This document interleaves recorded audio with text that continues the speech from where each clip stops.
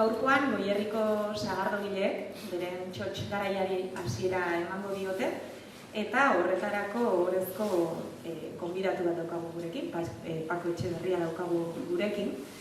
Horren bai dut deioek, aldala, guaze, desestazionalizazioit famoso ibaita turismon azten zehar albutenak iluntzetan sagarrotegi da jutea, gainontzeko di Goierriko sagardotegi probatzea eta gero aukera izango dugu gainontzeko, eta kanpotik datorkigunen jendea akordatu Goierri, beste gauza, hainbat gauza baditula, mendiko buelta diela, museok ikusi, gaztandegik ikusi eta beste hainbat txoko ezagutzeko. Datoi behira jarrita, Goierrin 360.000 kilo ekoiztu die, olatzen esan du amagoz sagargile gehala, 125.000 litro inguru ekoiztu die Euskal Sagardoa jatorri dituraren barruan, eta Euskal Sagardoa indar gehiago eta gehiago hartzen nahi da, bertan sagarra ekoizten deun einen produktuak gehiago eta gehiago kontrolatzen da,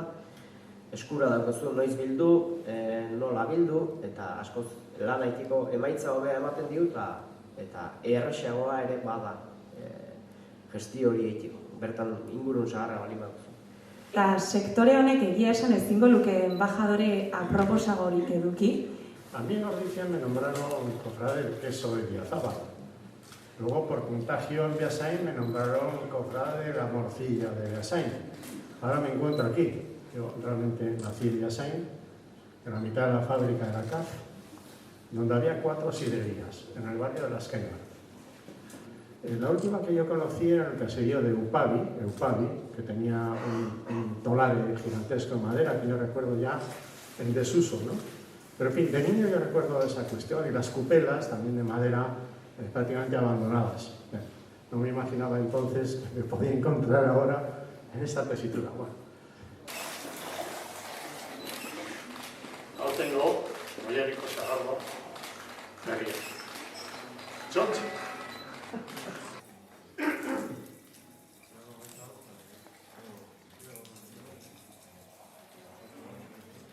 Hau da, Goierriko sagardo berria. Urtero bezala iraien hasi ginen ja sagarra apliketan eta sagarra jotzen, eta azarron herrialde arte edo ibili ginen. Sagarra lortu gala eta beste, joaldia osatzen genuen joaldiak egin, kuperetara, eta kuperetan sagarroaren zaikena. Nolako sagardoa izango da aurtengoa? Aurtengoa, igual, aurreko urteko ginaldeatu zuen izango da pixkat graduazio bajugokoa, eta baino bastante beta lehorragoa edo. Beste gure eta ez izan eta beste, eta baina dutik eateko nahiko zapore honekoa, eta frutadune, eta guk betzek guan dugun dastaketakin. Eta demoraldia ziren, jendek esan dugunarekin, eskaintzen dugulako sagardo berria, jendea guztu hau, eta gure guztu dugu, urtean zehar ere, sagardoak egiten egin dugun, eta enpotiatzen dugun eran, jendeen guztuko izango dela, eta... Sagardoa amabi variedade desberdin erabili ditugu, ekoizketako, eta saiatzen geana da, homogeneizazioa aldan txikina izatea. Sagar gazik, sagar gezako, sagardo gazik, sagardo gezak, gozo xamar puntu edokeanak ebai, eta amadau kupedatan desberdintasunen abaritu da bila, ez da batetik bestea. Batez txotx garaien sensazioak eta matizoiek nabaritu daitezela. Eta gortu dugu, esateko, hoi da, kupedatan jendek aurkituko dena. Hoi da ezkutuko lana, jendek ikuste ez duna, denbora da izten dugu maiatzen bukaeran da denak esaten duen, guain 6 hilabete oporrak, baina ez hor lan asko duten da.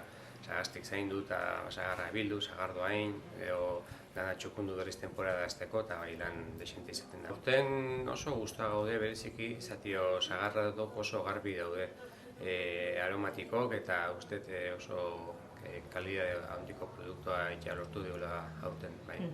Sagarre barietate desberdinekin egiten ditugu, orduan batzuk aurkituko dituzu oso tanikok dinenak, markesa bezalakoak, eta beste batzuk errezil sagarrak egindako arixoak. Horrez gain, bai, gure kasun egiten ditugu mustioak, apardunak, izontzezko sagardo, barietate desentea dugu, bai.